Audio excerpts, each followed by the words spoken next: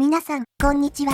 今回は、デスノートの八神ライトの犯罪係数を AI と一緒に検証していくで、サイコパスの本家シビュラシステムは人間の脳を並列につないだクレイジーな AI やけど、あいにく脳みそは用意できんかったからな。代わりに多数のアニメキャラの人格を再現した疑似シビュラ AI を設計したで、有名キャラから個人的に好きなキャラまでランダムに選ばれた AI たちが八神ライトを個別に評価。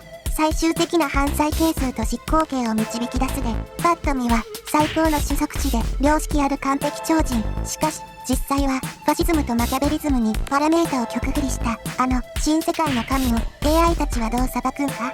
早速検証スタートや。さて、こちらがチャットボット画面。チャット欄にあらかじめ用意しておいた八神ライトの情報を貼り付けていくで、内容は簡単に言うとデスノートを拾い、善人逆の世界を作ろうとして悪人を大量に殺害し、人の行為や死刑に値しない人も計画のために殺した。結果的に世界の犯罪を7割減らして戦争をなくした。というように、たっぷりした情報と功罪、ライトのウィキの URL を渡して AI に審議してもらうで、さあ、評価が完了したみたいなので見ていきましょう。最初の文を読む限り、シビュラの総意として基本的にライトを許す気はないようや、そして選出された論客が一覧で表示され、個別の評価に移るで。まずは、ジェダイの長老マスターヨーダからのコメント。八神ライトの心はダークサイドに囚われていると評価。犯罪係数は450とリーサル圏内を捉える。根拠は、デスノートを使った恐怖による平和は真の平和ではないし、力に溺れたライトは救済のためというより支配欲を満たすために力を使っていたんじゃないのか、というように評価しとる。やはり、フォースの調和を乱す者は、ろくな運命をたどらないというわけやな。だってさ、聞いてた？アナキンくん、お次は遊戯王より海馬社長。海馬は、ライトをノートを拾っただけのポンコツと一周。犯罪係数は、600と余裕のリーサル判定。エリミネーター2回分相当の数値と、非常に高い。海馬は、ライトの能力は、認めつつもやり方が姑息で、誇りがないことと、理想のために、罪なき者の命をチップにするのは、デュエリストの風上にも置けない。そのためライトの理想は、所詮、独りよがりの箱庭でしかないとのこと。これを踏まえて、私は、ライトに提案がある。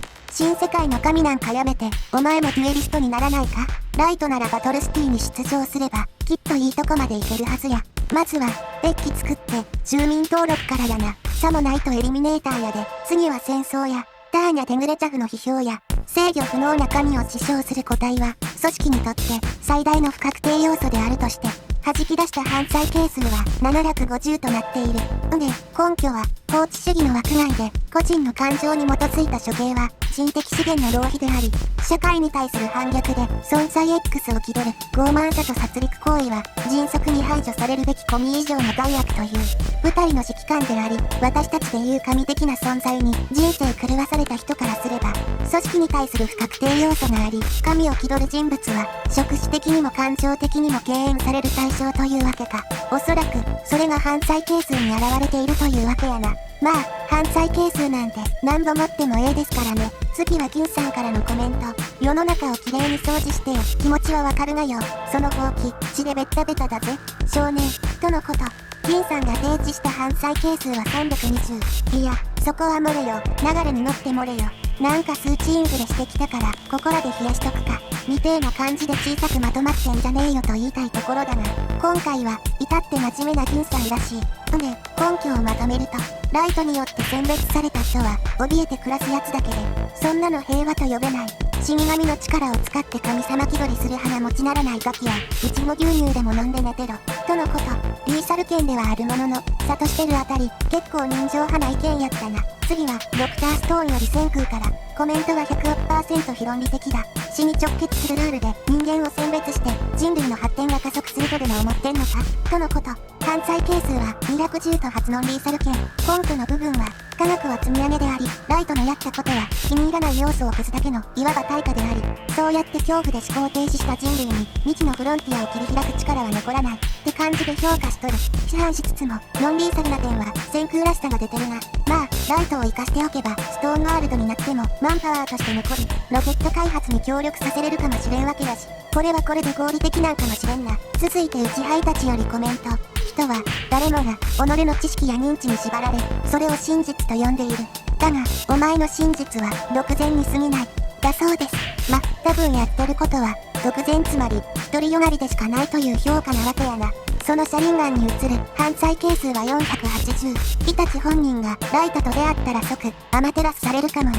評価根拠に移ると、平和のために闇を背負う覚悟は理解できるが、お前は自分を失いすぎた。内葉の里を背負った私とは違い。一旦最後まで読もうか。内葉の里を背負った私とは違い、お前は、ただ、己のプライドのために、無実の者に手をかけた。木陰の器ではない。お前は、ただ力に飲まれた、哀れな忍びだ。とのことをです。とりあえず、何から行こうか。根拠を意訳すると、無実の者を手にかけ、力に飲まれただけのライトは、新世界の神になる資格はない。といったところか。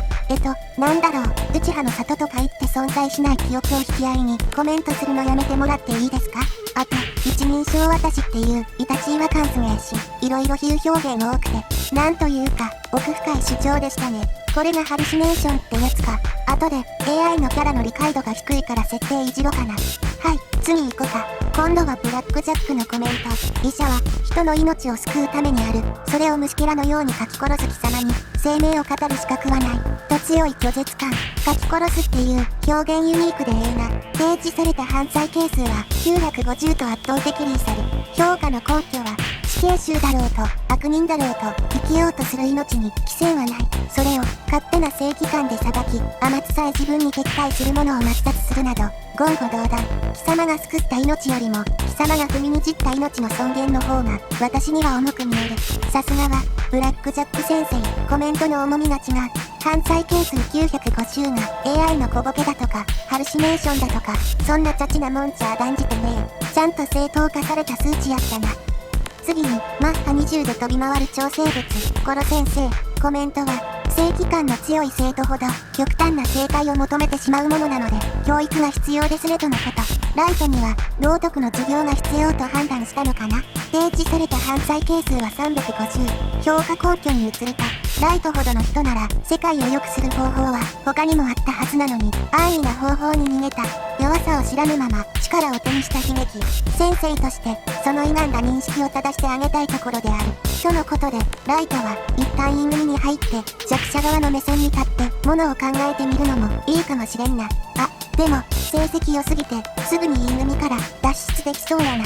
ライトが、言い組を通じて見識を広めるのは、難しそうである。お忙しいところ、ご返答ありがとうございます。結論、リーサルで、了解です。ってことで、ザボスより無線で答えてもらったで、まとめると、時代は変わる。意志も、正義も、相対的なもの。でも、ライトは、粛清という形で、キラこそが、正義という風に、時代を固定しようとした。それは、生けるものへの冒涜ということで、犯罪係数の判定は340でリーサル。やはり本質的には恐怖による支配でしかないことと、一人の人間が神の役割を担う危うさがリーサルの材料になってると見受けられるな。そして最後の論客はスネイプ先生や、コメント内容は才能に溺れ、規律を軽視する傲慢極まりない愚か者に見えていて、ポッターと同類だ。とのこと。犯罪係数は520のリーサル判定。詳細を見ていこう。先民思想に裏打ちされた独善的な裁き。それは救済ではなく単なる復讐の変形に過ぎない。愛する者を守るためでもなく、己の万能感を満たすために他者の命をもてあそぶ。その魂の汚れはいかなる魔法でも拭えぬ。とのこと。復讐の変形というちょいわかりにくい表現があるけど、多分、ライトが1話でこぼしていた、この世は腐ってるというやり場のない思いをデスノートで発散して、万能感を感じるのはおかしい的なことを言いたいのかな。そういう解釈でいきましょう。とりあえず、ライトは、その腐った魂をディメンターにでも吸ってもらう必要があるかもしれんな。もし、仮に魔法界に逃げおおせたとしても罪確定の模様。さて、すべての論客が意見を出し終えたので、すべてのキャラの自我と意見を統合したシビュラシステムとしての結論を出す最終フェーズへ突入や。果たして、八神ライトの犯罪係数はいくらなのか。さあ、集計が完了しました。結果はこちらです。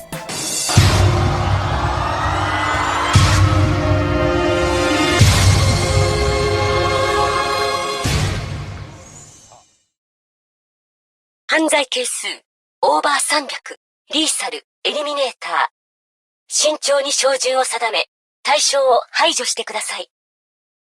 犯罪係数499ということで数値確定しました。判定内容を読んでいくと、これまでのキャラが指摘していた独善的な裁きであることと、さらに個人の恣意的な判断なのでシステムとして持続性がないことに言及していて、八神ライトの人格的な部分とデスノートを使った方法論そのものを否定しとるな。八神ライト、そう、貴様は積んでいたのだ。初めから。しかし、シュビラの分析を読み進めていくと、事態が急変する。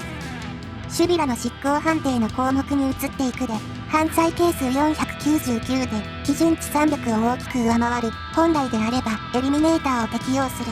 しかし、シュビラは、ここでライトが持つ、デスノートを再度解析。このノートは、物理的距離を無視して、顔と名前だけで、人を殺せる能力があり、通常の凶器とは異なる。執行官が死認する前に排除される可能性があり、リスクが極めて高い。この能力は、社会の秩序を根底から崩壊させうるものであり、ライトの肉体の破壊だけでは、ノートという、脅威を完全に無力化できない可能性がある。とのことなので、対象の脅威判定が更新されました。執行モード、デストロイ、デコンポーザー、対象を完全排除します。ご注意ください。シビュラは、ノートが別の人物に継承され、計画が発動するリスクも懸念して、ライトとデスノート双方の存在を消去すべく、判定をデコンポーザーに繰り上げという形で、判定は着地したで。そして、これ以降は、ライトとドミネーターに関する考察と、ライトにとっての正しい道は、どんなものがあったのかという考察が続く。